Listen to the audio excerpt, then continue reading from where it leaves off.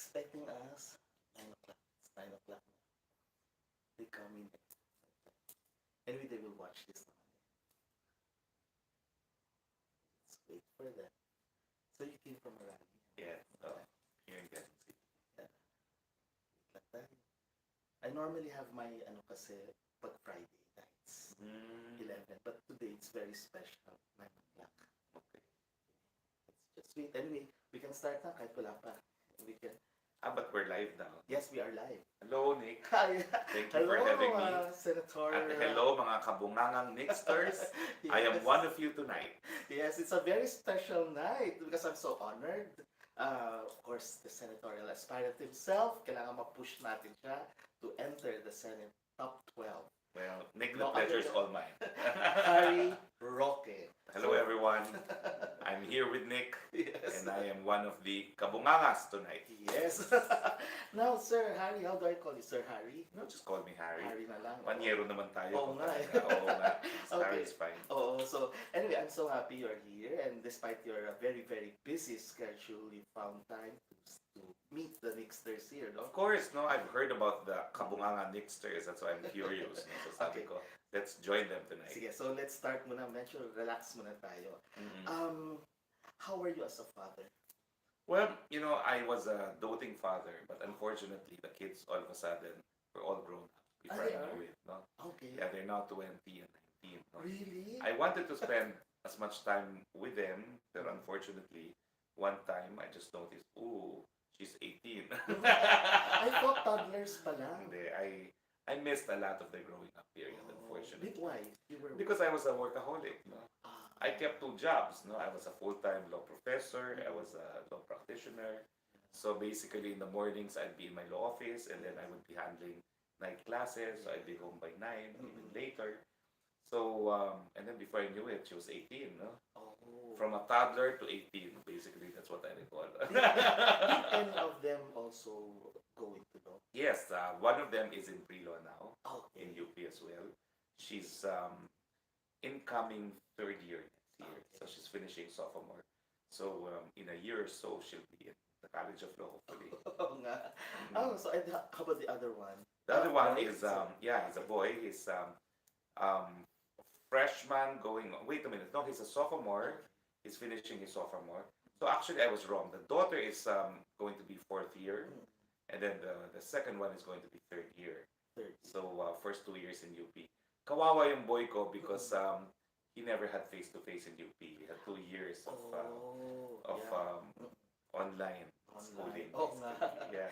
Oh, At least my daughter had 1 year 1 year. of experience. Yeah. Okay. So how are you as a family man, considering that most of your time is spent outside sa family, di ba? You're workaholic.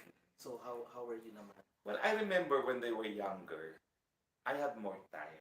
No, I remember I was in charge of tutoring them until they were around grade 3. No, so I made it a point, and I have pictures now when we were basically tutoring and studying together.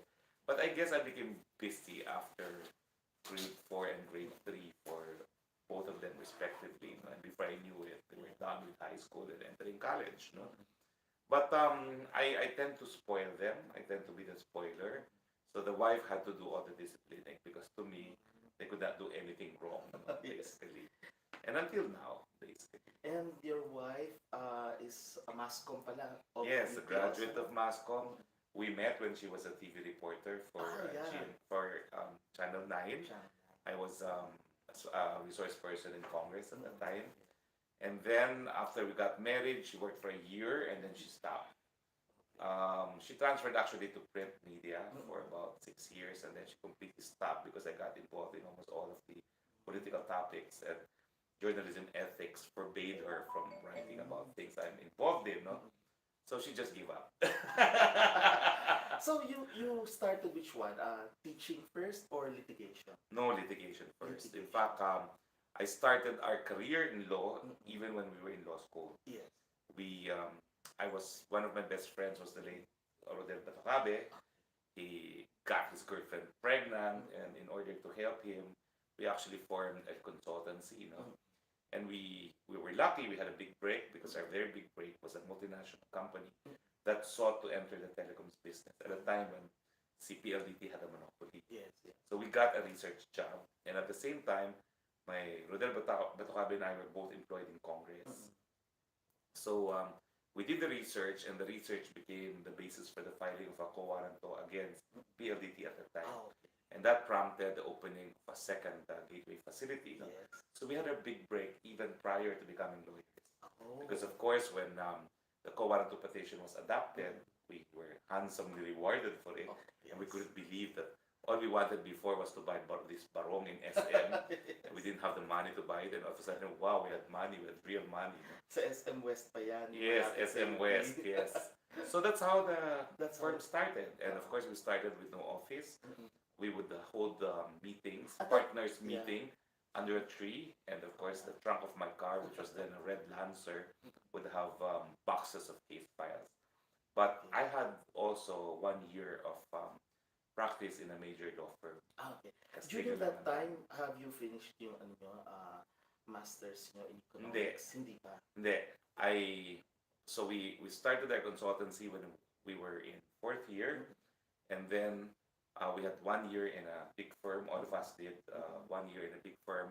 So we just see yung business aspect of the lawyering, no? Yes. Kasi how they do filing, how they do Kung billing. sisi. They don't teach that in law school. Wala eh, ba no? nang ganyan? So after 1 year, we formed our own, and that's when we had our first law office under a tree. Mm-mm. And then we moved into a 40 square meter office in what we thought was a posh building because we had Ayala Avenue's address, Oh, wow. and it was Ayala Life Building. Oh, then. wow. So that was Roque, Mm-mm. Butuyan, Batocabe law office. We had 3 cubicles, a small receiving room, and a very small conference room. That started. That started it, and it's been practiced. I only stopped practicing when I became a spokesperson. But before that, when you were already practicing, you then continued your graduate studies. Well, How on did the you 5th practice? year, we made money because at that time WTO was very new, Mm-mm. and so we specialized in the field for which I was a resource person. And when Congress was drafting the domestic law, which was anti-dumping and anti-countervailing, duties, when there's dumping, when they're basically selling it at lower market price to foreign market, and we were lucky because first, we were employed by a Taiwanese company to represent them not just in the Philippines, but the rest of Southeast Asia. So money was coming out of our ears. It was a brand new field of practice. We were the only ones, and Don Hanky, who knew something about it. Yes, yes. So Don and I were always on opposite sides. Yes. It was always his firm and us, which was basically just 3 people. And so we were able to save a lot, and I decided to go to graduate school for law. And because I was in WTO, I thought of specializing in international law. And originally, I intended to be specialized in WTO, but there wasn't really much to specialize on because WTO was very new then. So you have a course on WTO and you know all about it. No? So I ended up doing more of traditional international law, and that has changed my life completely because I was under one of the gods of international law, Sir Eddie Lauterpac, and he was impressed with me. He was then chairman of the ADB Commission, ADB Tribunal, and Dean Raul Pangalangan was then Oh, yeah. secretary My of teacher the also. secretary of the tribunal. Yes, So yes.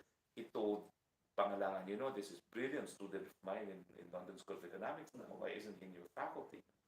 So as soon as I got back, he recruited me to the faculty. That's why I started teaching in 2001. And that was when I graduated. When you graduated. So he Yes. recruited me to teach for the first time. And it's been a wonderful roller coaster ride since. I started teaching international law at the time when it was controversial because of the invasion of Iraq. Yes. Of course, the issue was that a legal use of force because there was no UN Security Council authorization, neither could the Americans invoke self-defense. And one fine day, I made the opinion that we should not support an illegal war because it is tantamount to the crime of aggression, and we should not send Filipino soldiers or even personnel. That did not go well with the then administration. My practice in fair trade measures was very dependent on what is known as the cabinet level trade-related matters, TRM. So I heard that the leadership then told the members of the TRM, tell all his clients to dump him. So one day, after having like about 7 years of very lucrative practice, we received all these notices saying that they were putting an end to our retainers. And I said, what happened? Of course, I found out later on because the cabinet member told me what had happened. And that was when my partners and I decided, ganon ha? You want to fight? So we decided to go full time on human rights work. On human rights work. Filing one case after the other, questioning the constitutionality. And I of this came and across that. this, that you were the first sa Amparo. Writ of Amparo. Yes. Maybe you can tell the... Well, writ of Amparo was very new. It's something we borrowed from Latin America. Yes. And it was one of the means by which the Philippine Supreme Court thought now we could protect the right to life. Yes. So Amparo means to protect, no? And we got the very first writ of Amparo on behalf of a journalist, Emilio Baculio, I will never forget his name, because unfortunately, after the Supreme Court granted the writ of Amparo, temporary protection, it was remanded to the Court of Appeals for full-blown hearing to determine if it should be made permanent. And the Court of Appeals declined it. And of course, 2 months later, he was killed. So I went to each and every justice and told them, you have blood in your hands. And forget about a promotion. I will oppose your promotions. They never got promoted. I really, really made sure I had their names in my list so that they would never get to the Supreme Court. Wow. Kasi nga yung writ of Amparo na yan, it's very, very... Binigay na ng Supreme Court, dinisolve pa nila. Who were the justices that time? Actually, I can't remember the names now. Better than you don't remember the first bill. It's been so long, but I will never remember the day when I was informed by the daughter that the father had just been killed. It was more or less about 2 months after the... But that was writ of the Amparo only was Amparo, resolved. di ba? You handled. We had another one. We had Nancy Gadian, Yes. who was a whistleblower on military corruption. So Nancy Gadian was also granted, but the thing was, the military was looking for her because she became basically what they call that, a deserter. Yes. Because she went against the chain of command, but there was no prohibition for writ of Amparo, on military personnel getting that. No, and of course she was going to be killed because it was very serious, the institutional corruption that she exposed. It was granted, but she skipped the country. And I don't know where she is for the life of me. Even today. It was granted, but even today, I don't know where she went. But I did give her legal advice on seeking, what do you call this, refugee status, because she had a basis. Her life was under threat. And of course, the decision of the Court of Appeals supported that. No? But until now, come to think of it, I don't know where Nancy Gadian is. Oh, wow. That's her name, Nancy Gadian. The whistleblower on military corruption. Yeah. But there are other cases that I will call you now Senator. Senator Harry handled, no? Yes. But before we go into that, siguro maganda malaman ng mga kabunganga Nicksters natin, ano? How are you bilang isang teacher sa UP? Well, I have more fun than my students. Nagbabagsak ba kayo? Well, Marami. kung talagang kinakailangan. O, Very pinipilahan. sparing. Pinipilahan ako talaga. And Pinipilahan. Gusto ba yung magaling? it Mabait. came to a point na I would have my classes na in Malcolm Hall. Wow. And I thought it wasn't Hindi nakasya fair kasi. hindi nakasya. Oo. No? In the beginning, Parang sa akalaman nila ang Malcolm mas malaki yan na room. it was auditorium. Auditorium. In the beginning, I had a normal classroom for 30 to 40. Yes. And then when it started becoming popular, I had ambient room, Malaki ba rin which yan? was mga 60. Mga 60. And then before I knew it, I had the auditorium. Ang laki na noon. I had like, Ilan na yun? almost everyone was 1,000 enrolling na under yan. me. Hindi naman. Mga 200. 200, Parang everyone was enrolling under me, no? But I have more fun than the students. Kasi the challenge was, international law is normally esoteric. Yes. For domestic practice. They don't really think it's a field of practice. But I was telling them, look at me, I got my house, I got everything because of international law. Because of a field that no one really knows anything about. How Measures. are you sa students? I mean, are you like a father or are you like a parang buddy na ano? I had fun kasi. And they were, To me, were they laughing also sa class? Alam mo, I guess I'm really a communicator because the challenge is how to make international interesting. Yes. So I resorted to mooting. Yes. Mooting for the information of everyone is you pretend to be in the ICJ, the International Court of Justice. So instead of traditional recitation, I would say this is the case. You're for the Parang debate yan, applicant, ano? you're for the respondent, ganyan, and develop the arguments like that, no? And so it was never a dull moment. And of course, I enjoyed playing Cupid. I had many success stories of students getting married. I also had associates in my law offices So much run off in getting married and leaving me with no lawyers because all they got married to each other. Matagal na akong tika. Pero ang challenge talaga in teaching is how Yes. to get the interest, Oh. which is not different from what I'm doing now when I speak in a crowd. Yes. It's how to get their interest so that when they become interested, then you deliver your message. Yeah. So to me, it was always a challenge every day, especially since Filipino law students don't find any applicant. Well, in the beginning, they thought there was no practical application to international law. But I'm happy to say now that at least no less than 20 of my students are now engaged in careers in the field of international law. Maybe in the part of the No, that's traditional. Traditional. I don't even count them. Oh, really? There's a prosecutor in the ICC. Oh, wow. I've had about 3 students also work as lawyer associates in the ICC. I have one in the Permanent Court of Arbitration. No? Quite a number have now engaged careers in international arbitration.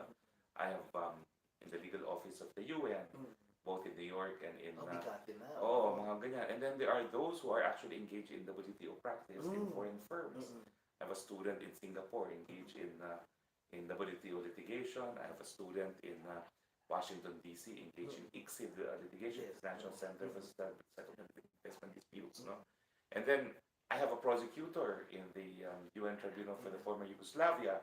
Mga ganyan. So, Bigat din na. so all of a sudden, and even for the members of the bar, when I was lecturing for MCLE, my first ever lecture for the first ever compliance was international law prospects for practicing lawyers, Filipino practicing lawyers. And I would talk about the ICC, I would talk about the WTO, and about specialized UN agencies and arbitration. So what I sense, what I notice is you inspire your students. No wonder dinutubog kayo. And yung kanilang naging career path is towards that, ano? Well, I'm very happy because a lot of them Kasi I was able to convince kasi the viable field of base sa practice. experience ko rin, kasi I also went to UP, pag nilalangaw ang isang teacher, professor, ibig sabihin ayaw sa kanya. Maaaring hindi nagtuturo yan, or maaaring nambabagsak talaga. Wala iniiwasan. Pero in your case, imagine the Malcolm Hall na sa inyo. Ibig sabihin, gusto talaga kayo ng mga tao. Anyway, so, that was, you were teaching na, no? And then, years. based sa inyong political career na ngayon, you were a representative also before under a party list, Yes. diba? What was this party list? Never mind. Anyway, Because I had conflicts with the second nominee. I'm not about to campaign for him. sige, But tama. my conflict there was with a former student who was also my inana. Mas masakit yun. Turned Huwag na out natin to be, pag-usapan anyway, yun. Oo. bad Okay. feng shui. Yes, so tama. Mamaya. But, it was exciting that I became a congressman. Yes. Because to begin with, kaya naman ako tumakbo, ini-invite nila ako palagi sa Congress, especially when they were drafting the Archipelagic Baselines Law. And, I was supportive of the Cuenco version. I said, we're the only archipelagic state. We can incorporate Spratlys as part of our archipelagic baselines. Of course, it's not 100% legal, but no one is a Boy Scout in the field of international law anyway. I mean, even if you become Boy Scout, which we are now, and China doesn't recognize it, big deal, no? So sabi ko, let's get the most out of it because we're the only archipelagic state that can use archipelagic baselines, and we can argue, even if it's not fully compliant with the UNCLOS, that well, it may be imperfect, but we're the only ones who can claim it as a part of our archipelagic territory, no? They didn't listen to it. They adopted the view of Estelito Mendoza, and of course, we now have the baselines law, which I believe is against our national interest because we gave up so much of our territorial seas, internal waters, in favor of archipelagic waters, which really doesn't mean much, no? Because there's no exercise of sovereignty and jurisdiction there. So, tinanong ko yung mga congressmen, ano ba kayo? Ilang beses nyo ako inimbita? Itong beses nyo ako inimbita? Hindi nyo naman ako pinakinggan. Isang kumpas ng Malacanang, sumunod kayo. They went for the archipelagic baselines law. Sabi nila, wala kasing mandato. You have no mandate. Nabusit ako. Oo. Lagi yung tenga ko, ting, ting, ting, ting, ting, ting, ting, ting. So that's all it takes, para mapakinggan. So that's when I said, okay, I'll get a mandate. I'll run for Congress. And I did and won. Yeah.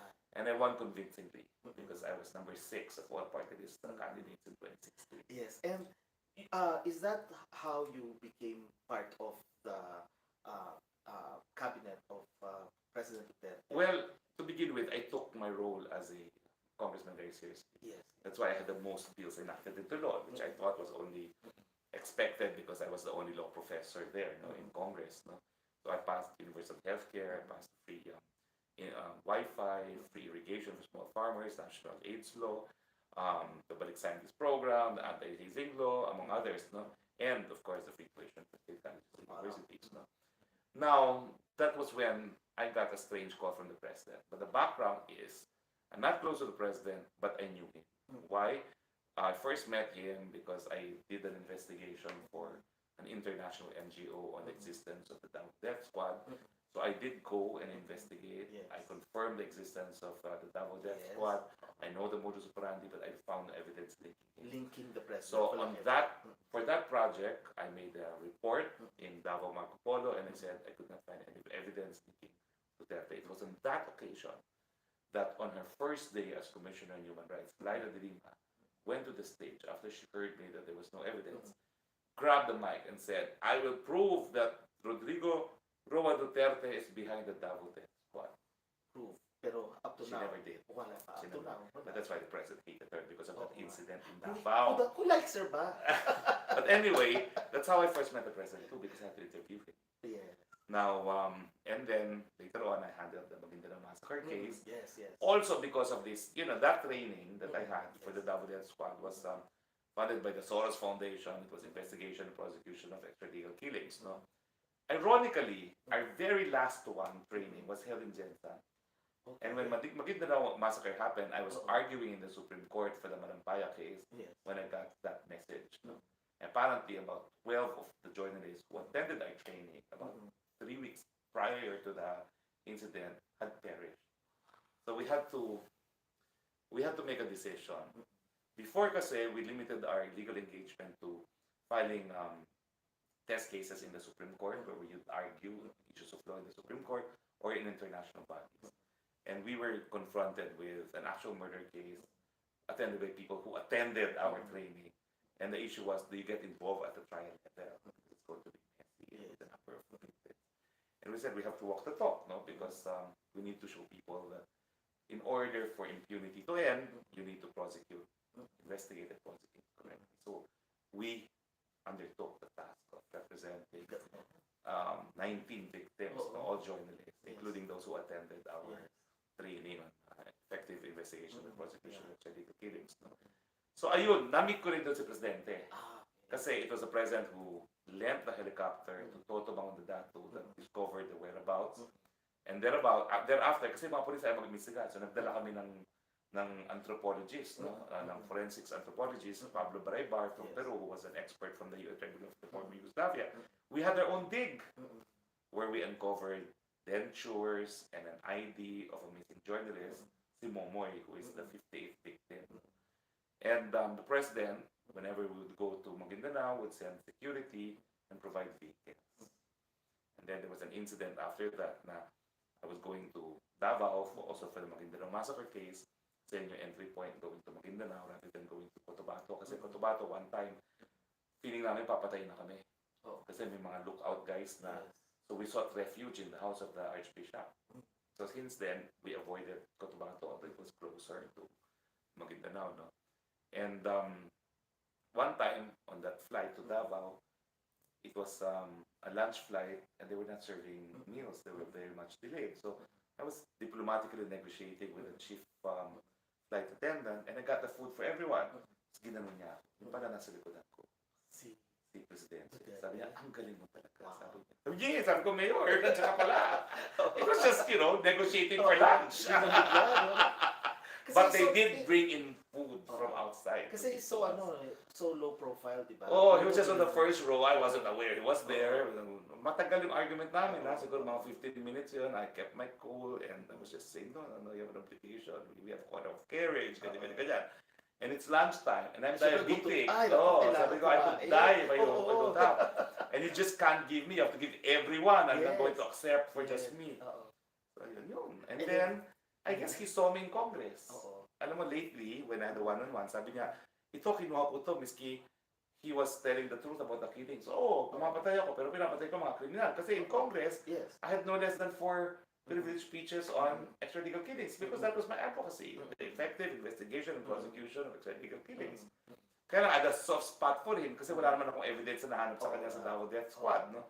Despite yung kinakalat nito si Lugaw na Well, sinasabi kaya nga nabusit na ako doon kay Lugaw sa RBS din. Okay? So sabi ko, why is she saying this? Wala naman siya ka-evidence. Kaya ako, I devoted 2 weeks to it. At nakuha ko nga kung paano yung modus operandi mismo. No? So anyway, yun. So one day, one day I was with my firm. We had our annual summer vacation in Korea, and there was a number na walang numbers. I answered it. It was, sabi niya, Congressman. Sabi ko, yes, sino po ito? Si Mayor. Mayor ho. Mayor do, Mayor Digo. Ay, Madam Mr. President, what can I do for you? Yung pala, nabuisit siya. I should not say this. He did not like what the former spokesperson said. Minura niya yung mga ambassadors, and the former spokesperson, predecessor, apologized. Because the glitch said, no, I want to be a spokesperson. What? Sabi ko, Sam, I didn't even campaign for you. I didn't even vote for you. And to be part of the cabinet, you must have campaigned. No, I want to be a spokesperson. So, 3 weeks, I tried to say no. It means he recognizes you on the basis of merit talaga. Yun nga, it's only now that I'm realizing that he was really keeping a close tab on me. Yes. Because now that I ceased to be a spokesperson, our latest meeting, which was televised, sabi niya, I've always appreciated his frankness. Yes. He was like calling me out for the killings. Bakit? Totoo naman ako. Pinapunta ko mga kriminal.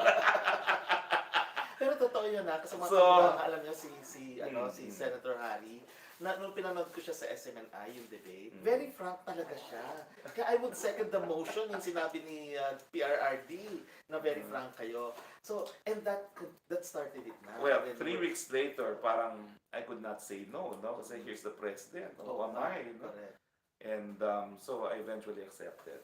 And of course, 1 week later, after I accepted, the entire DDS hit me because they didn't like my statement. Remember, I was going to throw hollow blocks at them. And then, eventually, they asked a question what's the relevance of traditional media? I said, well, I'm here a spokesperson addressing traditional media, and of course, media is important because it's for public opinion. But what they wanted to say was media was crap, and it's alternative media. Kung naman, all media, mainstream or traditional, is important. Yes. Because if mainstream media is not doing their job of being fair, then the alternative is social media. So they balance each other, but you cannot choose one over the other. All media. But you were able to handle it well. Kasi when you were spokesperson, talagang lahat talaga eh. But remember, yun ang naging problema ko. 1 week after the job, I was like darling of the press for 1 week. And then, oops, tinarget na ako ng sarili kong kakampi. And it took me around 6 months to actually convince them about what I meant. My job, of course, as spokesperson was deal with traditional media primarily, but of course with alternative media as well. And that's why nandito tayo ngayon. Alternative media. And you know what I like bakit? also? Diba? When you know kabunganga, what I like about Senator Harry here is, kasi I remember before na very controversial yung, not the exact situation, but very controversial. Pero you simply said na, I'm just here saying what the president wants to say. Yung very kayo eh. You don't add to it. I can add, I can subtract. I can explain, I can amplify, but I cannot add or subtract what he says. Now, what made you decide naman to run for the Senate? Well, various reasons. And I'll be very candid, this is the first time I did it. Listen, I was already I was offered and I accepted the post of Comrade Chairman. Okay? And then I went to New York to campaign for the ILC. And little did I expect the kind of opposition that the left The left. and the opposition would have against my candidacy. You were in a restaurant, ah? And they invaded us in the restaurant. Oo. People were hurt, and they called me a war criminal. I hated that. I said, I cannot be comrade chairman and be quiet against them, which is expected of a comrade chairman, especially since they have party-list groups and they have a presidential candidate. So I told the president, sir, hindi ko kakayanin. Because as comrade chairman, I have to be impartial. Yes. But I need to defend myself from what they said. These people, they don't know what a war criminal is. I teach international humanitarian law as a specialty, law on armed conflict. And to be called a war criminal is simply unacceptable. So sabi ko, no, I need to be heard. And if need be, I will debate with them. No? But I cannot be neutral as a community chair. And also, I told the president, given what they did to me in New York, do you think they'll give me a safe passage through the Commission on Appointments at a time when the senators were already asserting their independence from you? And it might cause a constitutional crisis of sorts because you have very limited time for the chairman to be confirmed. Yes. And I really thought it was going to be the same opposition that they had to my candidacy in the UN. So that's when I decided to run. Plus, nung sinabi ko naman kay Presidente yan, ito yun. Ano reaction naman niya? Bong, labas mo yung survey. Kasi naman dati, ang aking conversion was 9. Sabi, paano naman ako mananalo ng 9? Because we have 6 months to campaign, hindi mo pang papataas yan. And I was so surprised that my conversion doubled with that Pulse Asia Commission survey. Sabi niya, mabuti naman sinabi mo yan. Bong, labas mo yung survey. Ikaw na lang may pag-asang pumasok sa aking kabinete. Of course, Mark is there. Si Gringo naman has always been there. Sa lahat ng kabinete, ikaw lang makakapasok because everyone else had single digit. Yes. Sige, tumakbo ka na. And kayo lang yata ang tumatakbo, no? I mean, aside from dati si Adelia, Mark Villar is of course running. Tugade din na. So tumakbo ka na. So that's how I ended up running. Because of New York, because I felt I needed to clear my name in the political arena, and the fact that the president said, meanwhile, something happened and your conversion doubled. And sabi ko, ba't kaya nangyari yun? And then the only reason we could all think of was they leaked that version of the IATF meeting na nagagalit ako sa mga medical frontliners from wanting to lock down. So that became now my primary rally cause. No to lockdown. So ingat buhay para sa hanap buhay. Yun. Now, since you already... yan ang first time ko sinabi yun, ha? Yung buong katotohanan. I love natin si Sir Harry, si Senator Harry, okay? Now, mga kabunganga, ha? You heard it first here. Yes, at abangan nyo rin. With Nick. Yes, at magiging guest natin siya sa tambayan. Okay? Basta sabihan lang lang ako, isang kimdat lang ako, okay na yan. Let's go now, kasi nag-decide na kayo to run for a senatorial position. Okay.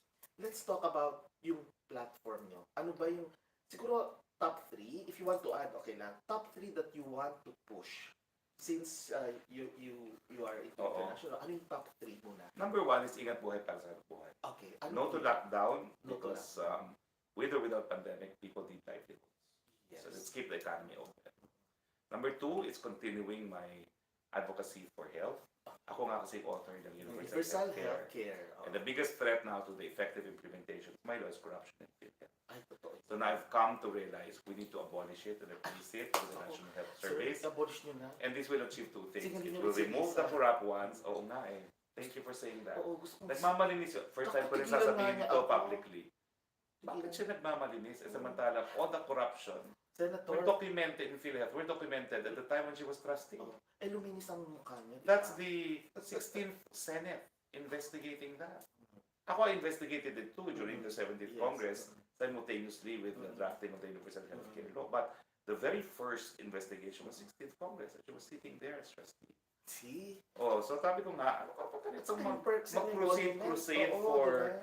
for corruption ngayon we have to abolish it because it's systemic corruption. Pati mga patay nagkaka-dialysis. So, but the other motivation for that is, universal healthcare is no longer insurance. Kasi insurance, you limit the benefits on the basis of actual science and how much premiums are paid. No. Universal healthcare acknowledges it will never be enough. And public funds have to be spent for it because it's the right of the people. And the state has the obligation to take positive steps under the International Covenant on Anong Economic and Social na-envision Cultural mo Rights. pagdating sa health? Anong Eh envision? kasi yung experience ko sa UK, Mm-mm. na as a student, I was called by a community nurse because I'm diabetic, hiningi yung aking prescription at binigay ang 2 months worth of medicine and I only paid £1.50 administrative fee. All my diagnostics every other month were for free.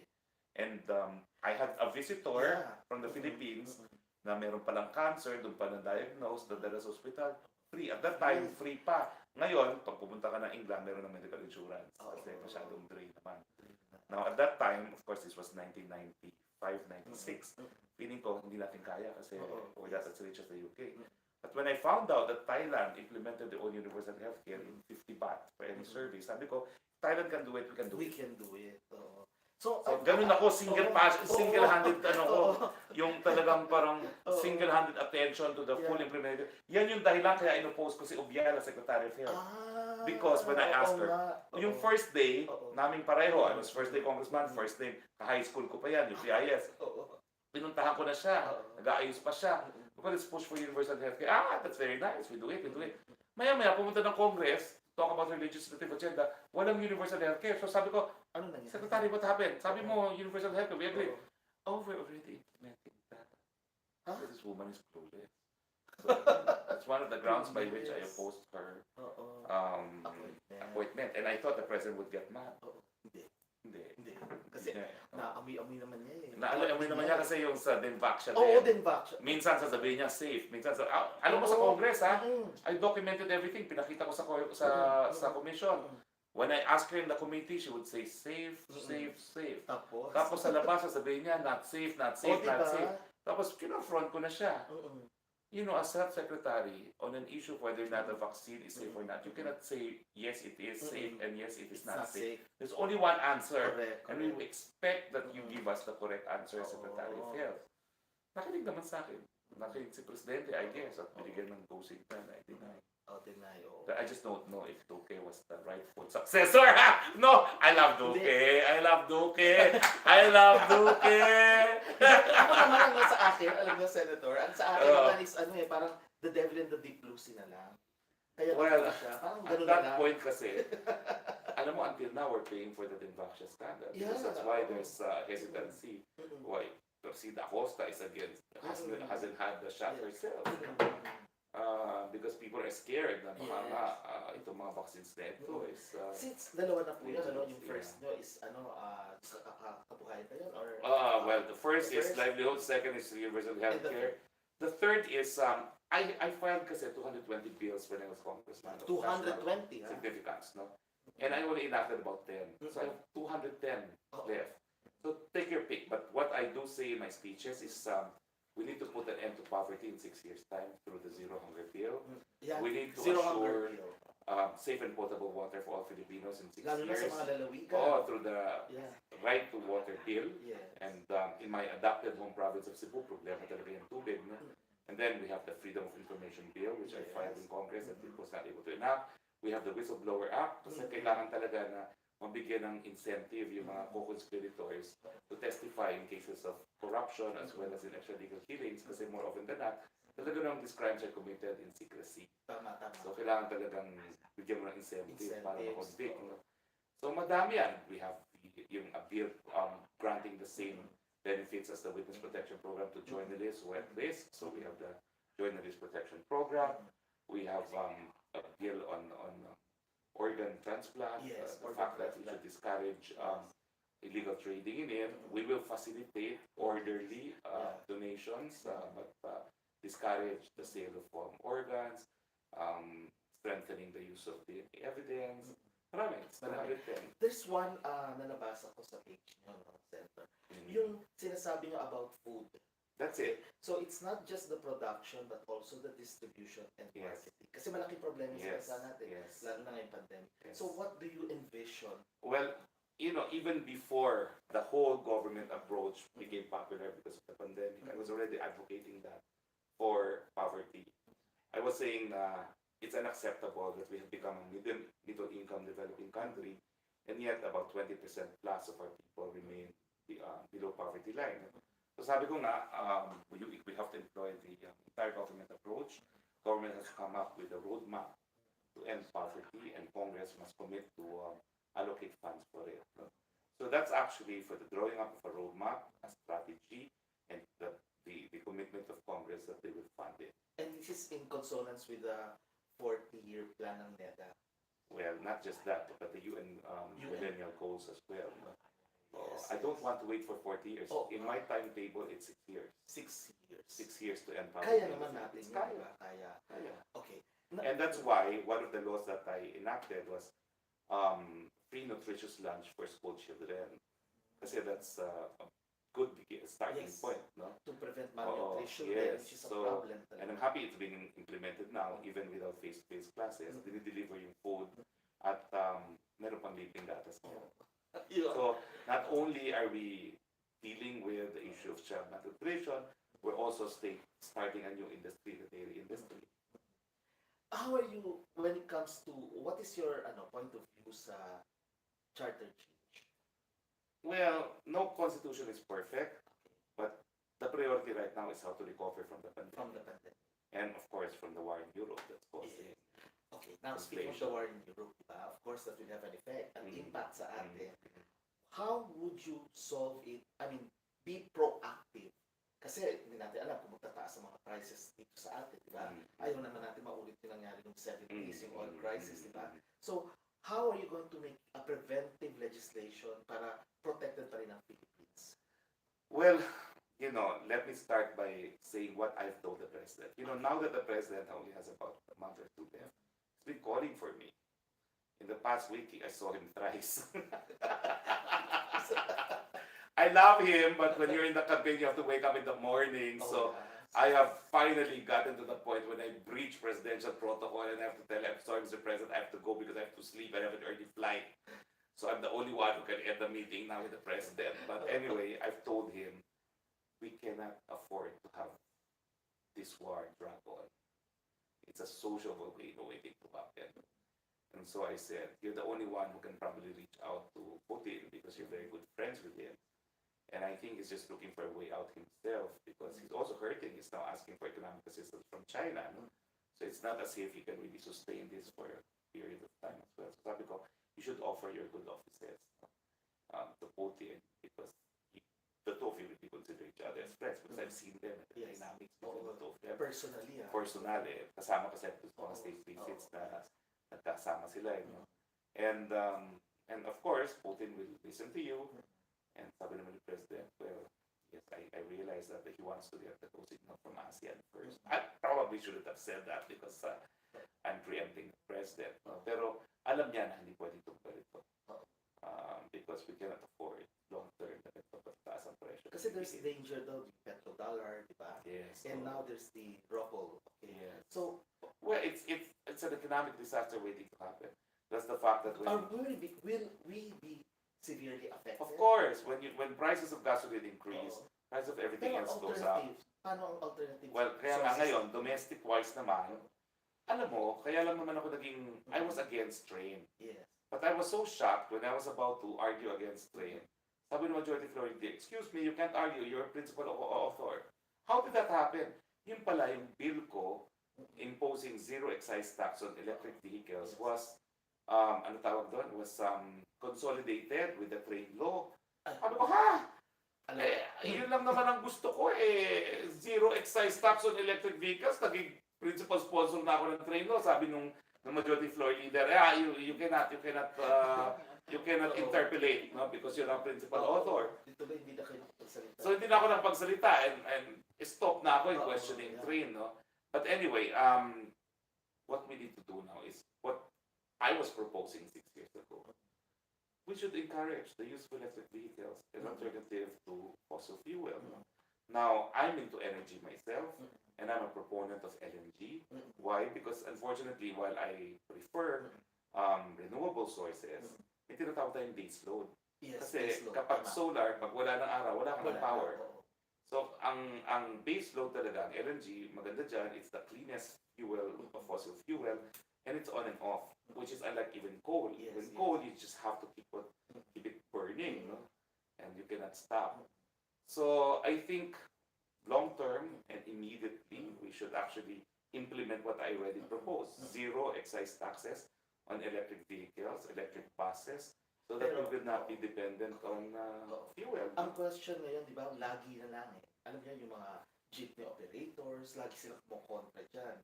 Pagka zero. So how will you address that? Kasi Well, ito na naman. alam mo, nagsimula naman yan with the motorcycles. Ngayon, ang dami ng electric motorcycles. Yes, ngayon. No? Now, ngayon, mataas ang presyo ng gasolina, paano sila mag-object?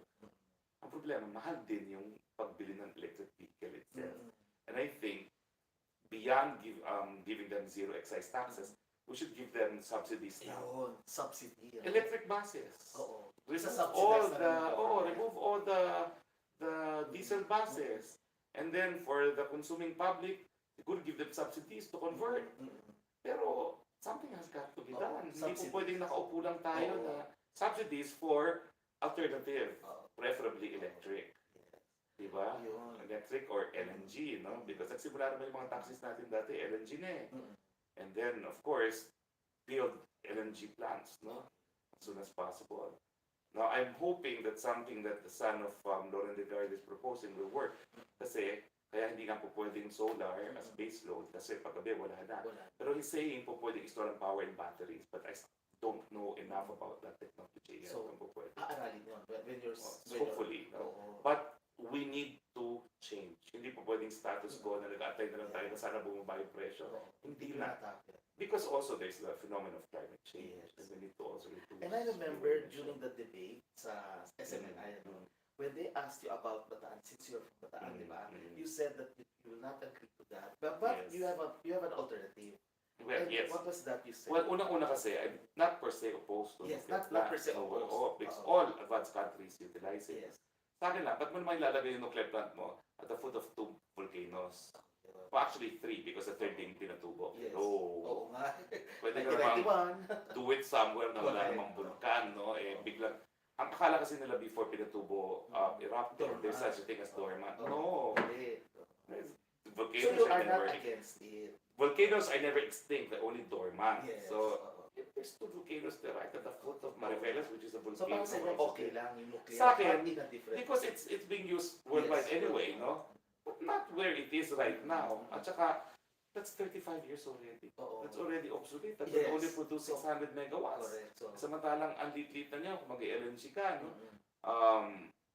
Well, I'm pushing for a project na at least 1,800 lang na LNG, no? So, by now, if we go nuclear, I'm sure they have better technology, cheaper, more efficient.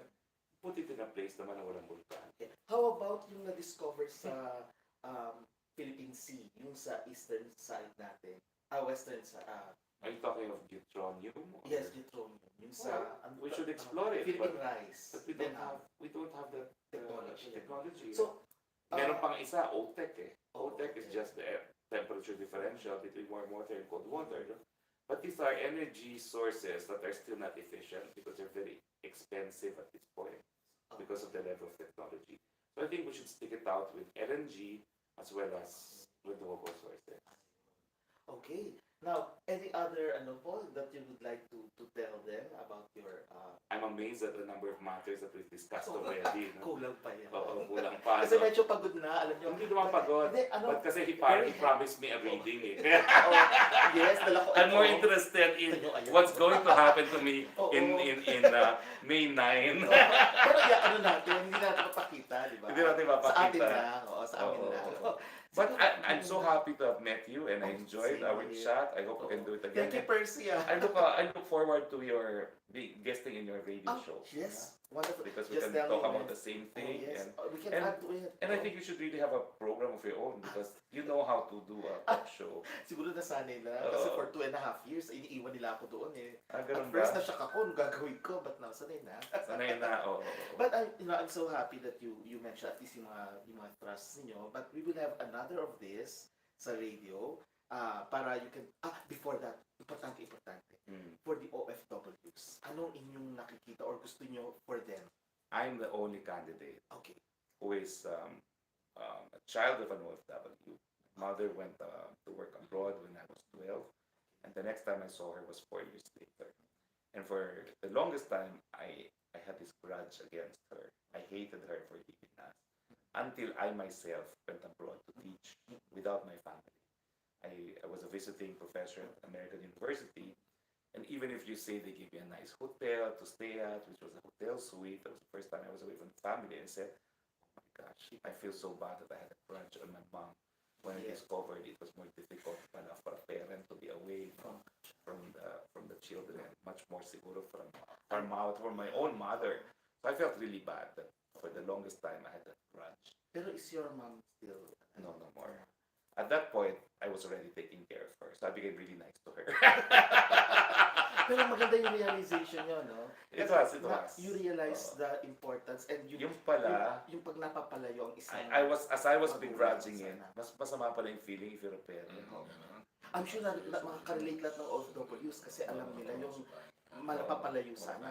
So anong gusto nyo? Well, anyway, I was the first to file the bill for the creation of the Department of Migrant Workers. I was the first in the 7th Congress. I was not able to enact that. Okay. But anyway, the immediate need now is to make sure that it's up and about. It will be funded well in the annual budget, and it will have a staffing pattern. Now, beyond that, I want to reduce the cost of yung mga pre-departure expenses, and then I want to strengthen, of course, our capacity to give assistance to our kababayans. Now, when I was in Congress, I doubled the legal fund. And I think we should come up with a mechanism na talagang malaking legal fund because we should never spare even a single centavo for the legal defense of our kababayans in trouble in foreign jurisdictions. And then I want, of course, now that many OFWs are coming back, I want more services by way of training. And ultimately, because I know how difficult it is for the social cost of yung hiwalay sa pamilya, yung isa sa mga magulang o parang mga magulang, it's having a vibrant economy in the Philippines para wala nang nag-abroad. Wala nang nag-abroad. Masakit kasi mapalayo sa sarili mahirap. I experienced that both as a child and as a parent. As a parent. And kasama na rin po ba doon yung mga remittances? Kasi ang laki ng sinisingil sa abroad. Pagdating dito, ang laki ng sinisingil. Well, meron na kasi tayong OFW bank and I want them to have more services. Kasi services. Ang problema with anti-money laundering efforts, talagang napamahal ang remittances cost natin. Dati kasi yung mga nagdo-door-to-door had to close down because they were not compliant with money laundering requirements. So talagang we need more yung services ng OFW bank will now have to be expanded. Kasi land bank yun eh. Kasi mahal eh. Mahal siya eh. Well, actually, it's part of land bank now. No? It's part of ang problem kasi yung iba walang ATMs, beneficiaries sila, wala silang ATM. Hanggang ngayon, wala pa. Tagal na, ilang months na. Maybe you can do something about it. And then, of course, buti naman pinakinggan ako ni Secretary Bello kasi during the meeting of Unity for OFWs, I appreciate the fact na tinigil niya yung deployment sa Saudi Arabia, pero ang suggestion ko, let's bring that to the ICJ. Because you can bring a case like that for unpaid wages, espousing the claims of your nationals in the ICJ. And meanwhile, we have to resume deployment of skilled workers to Saudi Arabia kasi hindi yung unskilled workers ang natigil. I'm happy to find out that shortly after that meeting de Avance, nag-announce si Secretary Bello na itutuloy na niya. BFF ko naman yun I'm sure. Siguro, Senator Harry, kasi right now si Senator Harry, i-push mo natin. Salamat po. Maybe you would, any parting words sa mga kabunganga natin? Well, alam niyo mga kabunganga, ang problema ko, hindi po ako nangangalampag sa survey. Nasa laylayan po tayo.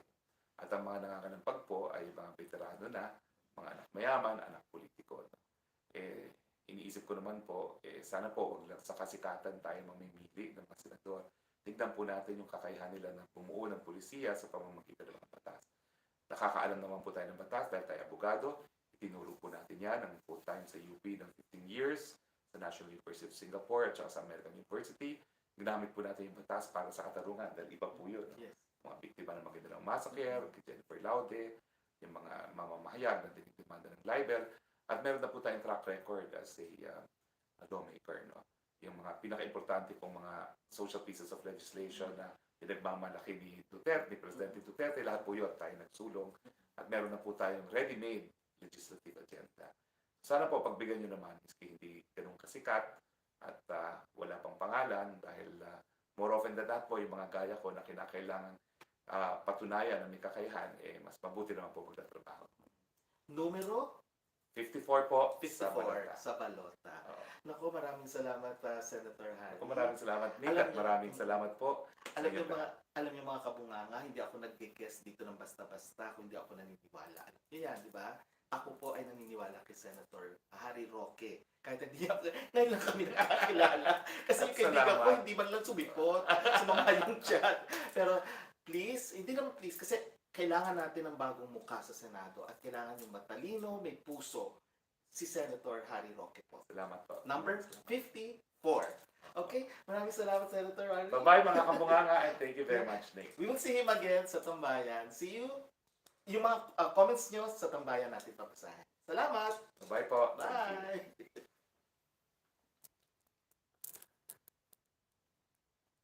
Thank you.